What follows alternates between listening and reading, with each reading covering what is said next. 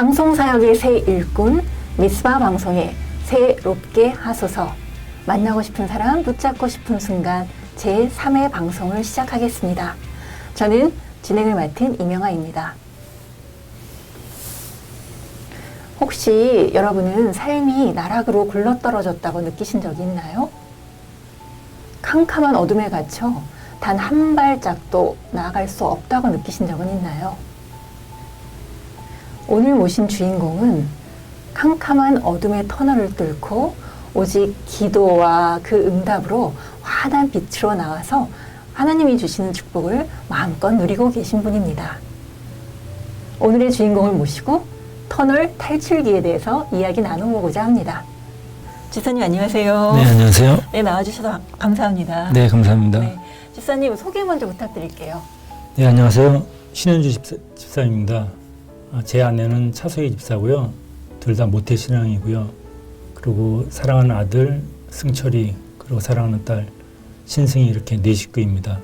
그리고 제 사업장은 장흥 IC로 들어오다 보면은 오른편으로 있는 꽃을 든 남자 화원입니다. 아, 네. 지금 사진에 저기 꽃을 든 남자 간판도 보이고, 차서희 집사님이랑 같이 일하시는 모습도 보이네요.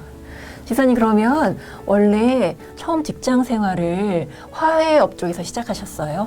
아니요, 그건 전혀 아니고요. 대학 졸업하고 유한양행 5년, 현대장치에서 5년 영업직에서만 근무했었는데요. 그 당시에 영업직에서 근무하면서 돈이 많이 벌어졌어요.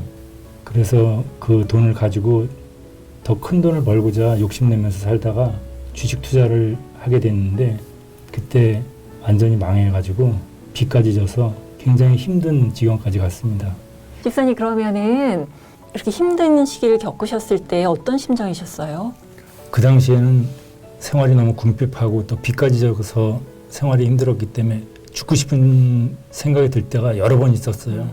그렇지만 집사람이나 애들 생각해서 네. 내가 다시금 재기를 해야 되겠다 싶어서 그때 하나님을 새롭게 만나게 됐죠. 네.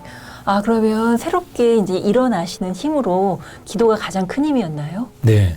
그 당시에 너무 힘들어서 하나님께 마지막 기회를 달라고 하나님께 기도했습니다. 다시 재기해서 일어날 수 있게끔 하나님께서 도와달라고 기도하면서 아침부터 밤늦게까지 일해도 좋으니까, 또 이렇게 힘들게 일하다가 쓰러져도 좋으니까 제가 다시금 재기할 수 있는 그런 기회를 달라고 하나님께 간절히 기도했습니다. 그러면 진짜 기도 응답을 딱 하루 종일 일하는 직장으로 받으신 거네요? 네, 진짜 그렇게 됐어요. 나중에서 이렇게 돌이켜 보면은 네. 화원이 진짜 아침부터 밤늦게까지 일하는 그런 직업이더라고요. 새벽 시장에 꽃까지 저희가 이제 뛰러 가는데 새벽 1시 정도, 그 정도 문을 열기 때문에 집에 들어오면 보통 3시, 새벽 3시, 4시 그 정도 되는 때가 많았어요. 그렇죠. 그러면 하루에 3-4시간 자고 일했는데, 그 당시에는 정말 종일 일하는 그런 시간이었었어요. 네, 집사님, 그러면은 그 화훼 이제 비닐하우스 먼저 시작하신 거잖아요. 네. 그래서 금방 어떻게 사업이 안정이 되셨어요? 화원일이라는 게 쉽지 않더라고요. 잘 알지도 못했고, 그리고 그쵸. 갑자기 하게 된 그런 사업이기 때문에 식물들도 관리하는 방법도 잘 몰랐고, 또 겨울에는 난방비가 많이 들어가고 해서 처음에는 힘들었는데, 이제 한 3년 지나고 나서부터 단골이 생기기 시작하면서 저희 화원이 이제 상당히 좋아지기 시작했습니다. 그러니까 그때 한 90년대 후반인 거죠? 96년에 시작을 했습니다. 네. 그럼 그때 일산 신도시 생기면서 아무래도 영업하기 좋으셨겠어요. 네, 출판사도 맞아요. 많았고. 네, 그 당시에는 그 우리 화원 아래쪽에 장항동 쪽에 인쇄 출판 그런 단지가 있어갖고. 그렇죠. 네. 예. 집사님, 그러면은 쭉 영업을 잘 하셨을 텐데 왜 이리로 옮기셨어요? 제 장사가 잘 되니까 땅 주인이 화원을 내달라고 그렇게 얘기를 하더라고요. 자기 자식이 이제 여기서 화원을 할 거니까. 근데 그때가 이제 6년 됐을 때예요. 그래서 2002년쯤이네요, 그러면. 네. 단골도 많이 생기고 장사가 잘 되니까 그 땅 주인이 유심히 보고 있다가 그 자리를 내달라고 그렇게 얘기를 하더라고요. 그래서 저희가 이제 거기 화원에서 쫓겨나게 됐죠. 아이고. 네. 네. 그러면은 당장 어떻게 영업장 옮기셔야 되는 상황이었던 거죠? 네, 쉽게 그래서 구하셨어요? 아니요, 옮기실 굉장히 때는? 어려웠습니다. 그 단골을 유지하면서 장사를 하려면 제가 먼저 장사했던 그 자리 근처에서 했어야 되는데 그 주변에는 그거 할 만한 자리가 전혀 없었어요. 그 네. 백방으로 알아봤는데 자리가 없어서 너무 힘들었었어요. 그 당시에는 그 땅 주인이 그렇게 나가라고 한 거에 대해서 너무 분하고 억울해서 일하고 집에 들어와서 잠이 안 오는 때가 많았었어요. 새벽에 잠이 깨면은 아침까지 잠을 못 잔 적도 숱하게 있었어요. 그래서 한 달 동안은 굉장히 힘들었었고요. 나중에 하나님께 제가 이 자리를 이제 유지하기는 힘드니까 다른 자리라도 하나님께서 좀 알아봐 달라는 식으로 제가 그렇게 하나님께 매달려서 기도를 했었죠. 네, 그래서 응답을 받으신 거예요? 네. 어느 날 제가 전혀 가보지도 않고 알지도 못했던 부동산에서 연락이 와가지고 지금 화원하는 자리 거기에 화원을 할 수 있으니까 와서 해보지 않겠냐고 해서 그 부동산을 간 적이 있는데 거기서 이제 그 땅 주인을 그 다음날 만나서 이제 계약을 해서 지금 화원 자리로 이사를 하게 됐죠. 네. 그러니까 근데 그 계약 만료 일주일 전에 그렇게 되신 거죠? 그렇죠. 아, 네. 그때 무슨 다른 응답 사인도 또 있었다고요? 네, 그 저희가 이제 거기서 이제 쫓겨나게 되니까 생활이 굉장히 화원 생활이 이제 어려워지더라고요. 그런데 이제 제가 먼저 다니던 이제 개척교회 그 목사님이 네, 네. 저희가 이제 쫓겨난다는 이제 그런 얘기를 듣고서 위로차 이제 신방을 오셨었어요. 그러면서 하시는 말씀이 자기 꿈에 지금보다 훨씬 더 크고 그리고 깨끗한 화원에서 일하는 걸 봤으니까 아무 걱정하지 말라고 이렇게 위로를 하시더라고요. 그러면서 새벽 기도 때마다 성도분들이 우리 가정을 위해서 그렇게 기도를 하니까 너무 염려치 말고 그러면서 생활을 하라고 그렇게 얘기를 하고 하셨는데 저희는 그게 그냥 목사님이 지나시는 그냥 위로차의 말씀처럼 그렇죠. 그렇게만 느꼈었거든요. 예, 예. 근데 나중에 그게 그대로 현실이 현실이 된 됐습니다. 거네요. 네. 그러니까 지금 꽃을 든 남자 그 자리로 이제 옮겨오시게 된 거네요. 네, 그렇습니다. 네. 아, 근데 그 꽃을 든 남자로 옮겨오신 다음에 또 어려움이 있으셨다고요? 네, 시련은 또 왔습니다. 화원에서 이제 월세로 그렇게 이제 가게를 빌려서 했는데 그 땅 주인이 또 땅을 팔려고 내놨어요. 아. 그래서 이제 많은 사람들이 그 땅을 살려고 우리가 이제 영업 중에 사람들이 막 들어왔다 나갔다 하니까 그것도 굉장히 많은 스트레스더라고요. 그래서 그렇죠. 네. 제가 이번 기회에는 이 빚을 지고서라도 사야 되겠다 그런 생각을 하고서 그 땅 주인하고 제가 직접 이제 협상을 하게 되면은 비싼 값으로 팔까봐 제가 아는 선배를 통해서 그 땅을 좀 싸게 잘 사줬습니다. 그분이 협상을 잘 해줬습니다. 네, 네. 네.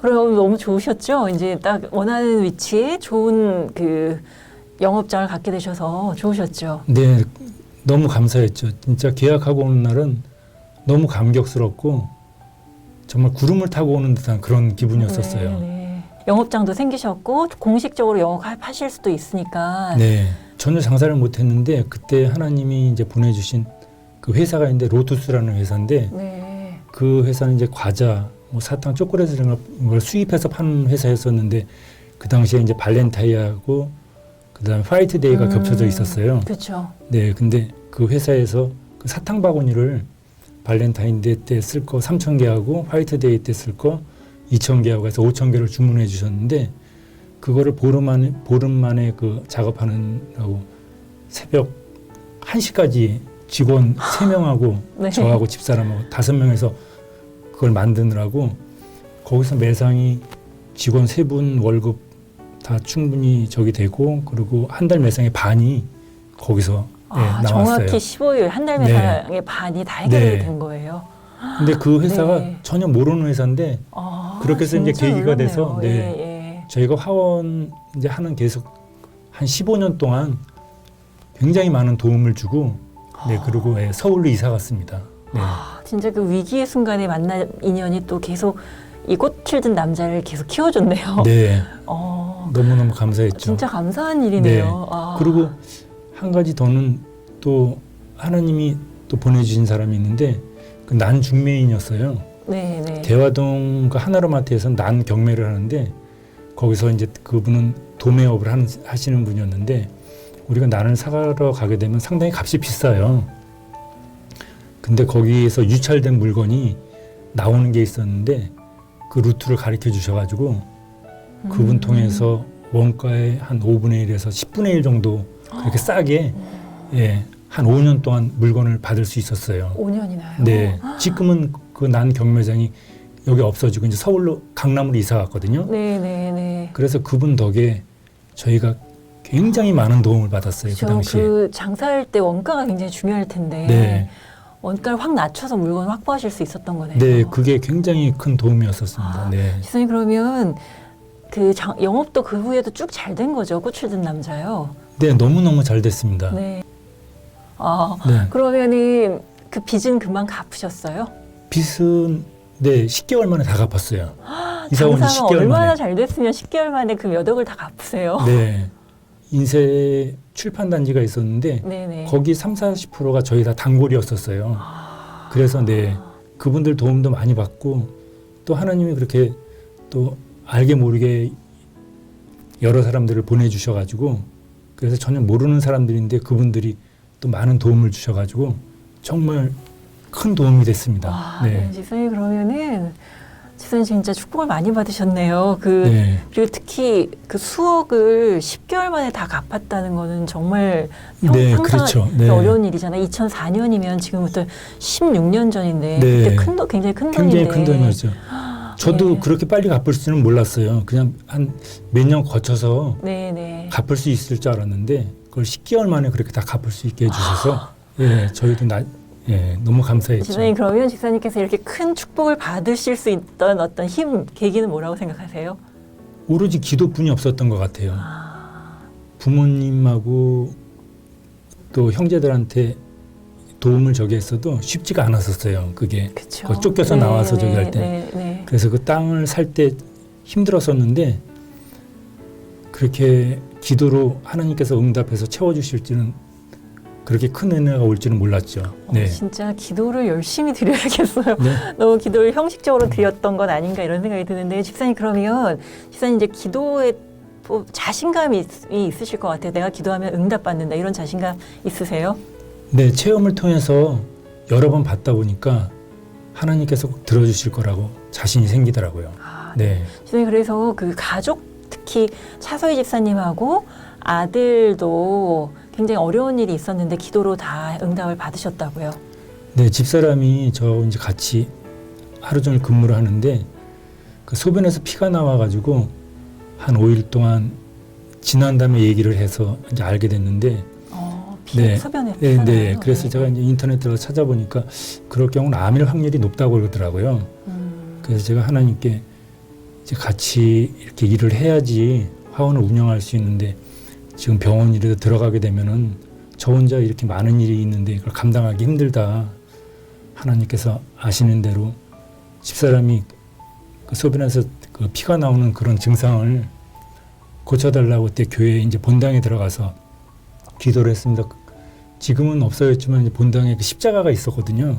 그래서 어려울 때마다 저는 본당에 들어가서 십자가를 붙들고 이제 기도를 하는데 하나님께 이제 간절히 기도를 하고 그 다음날 바로 응답을 받았어요. 하루만에요? 네. 그 다음날 집사람이 이제 아침에 이제 소변을 보고 또 점심 때 소변을 보고 나왔는데 피가 안 나온다 그러는 거예요. 그래서 이제 그 이후로 바로 병원에 가서 이제 검사를 했는데 뭐 아무런 증상이 없는 거로 나와가지고 예, 그래서 너무 감사했고요. 또 한 번은 폐혈증으로 죽을 고비가 있었죠.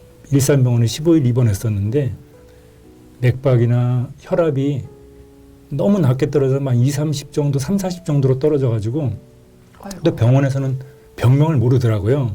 그래요? 네. 뭔지 모르겠다고 이제 그렇게만 얘기를 하고 나중에 시간이 지난 다음에 알게 됐는데 이게 폐혈증이더라고요. 근데 너무 위험한 순간에 갔었는데 제가 기도를 아무리 해도 응답이 없는 거예요. 그래서 할 수 없이 교회 가서 목사님들께 부탁을 했어요. 집사람 와서 좀 기도 좀 해달라고. 그 이후에 차도가 서서히 있기 시작하면서 집사람은 15일 만에 퇴원했어요. 거의 죽을 고비에서 나왔죠. 네. 병명이 폐혈증인 거를 네, 나중에 알게 된 거예요. 정말 그 치사율이 높은 질병인데. 근데 황수관 박사님도 폐혈증에 걸려서 며칠 못 사시고 바로 돌아가셨잖아요. 네. 그 깜깜한 밤에 교회에서 혼자서 십자가를 붙잡고 기도하시는 모습이 상상이 돼요. 엄청난 큰 위로가 되셨을 거고 또 굉장히 간절히 기도하셨을 것 같아요. 네. 저는 어려울 때마다 교회 본당에 가서 이제 십자가를 붙들고 기도를 하는데 그때마다 하나님께서 다 응답해 주시고 또 은혜로 채워 주셔갖고 너무너무 감사한 적이 많습니다. 네. 네. 지금 아드님 얘기도 좀 해주세요. 승철이는 군대를 갔는데 이제 훈련 도중에 무릎을 다쳤어요. 근데 나는 그런 경우 같으면 군대에서 당연히 고쳐주리라 생각을 했는데 군 병원에 가는 것도 너무 힘들었고요. 일반 병원에 나오는 건 상상조차 하기 힘든 그런 과정이었었어요. 제가 아는 분들을 여러 분 통해서 어떻게든지 승철이 치료를 받게 하려고 중대장이나 그 대대장분을 만나서 사정도 했었고 또 외부에서도 전화를 많이 드리고 또 심지어는 황영국 목사님이 또 아시는 분을 통해서 그렇게 또 군 부대에 이렇게 연락까지 해줬는데 승철이를 안 내보내주는 거예요. 계속. 그러니까 걔는 군 생활이 너무 힘들고 저기 하니까 점점 몸 상태가 점점 너무너무 안 좋아지는 거예요. 그래서 하루는 집사람하고 이제 저하고 면회를 갔는데 그 승철이 그 어렸을 때 그 경기할 때 그 눈이 돌아가는 그거를 이제 그걸 보고 왔다고 집사람이 얘기를 하더라고. 저는 못 봤는데 그래서 집에 와서 굉장히 걱정이 많았는데 군 부대에서는 요즘은 항상 그렇게 전화를 할 수 있게끔 돼 있어갖고 승철이가 토요일하고 일요일마다 꼭 전화를 했었는데 그날 면회 갔다 온 날 전화가 없는 거예요. 토요일 날 일요일까지. 그래서 저희는 이제 직감적으로 승철이한테 무슨 큰 문제가 생겼구나 이제 생각을 했죠. 집사람은 이제 계속 울고 있었고 저는 달리 할 수 있는 방법이 없어서 하나님한테 우리 승철이를 어떻게든지 치료를 받을 수 있게끔 빼달라고 또 간절히 기도를 했어요.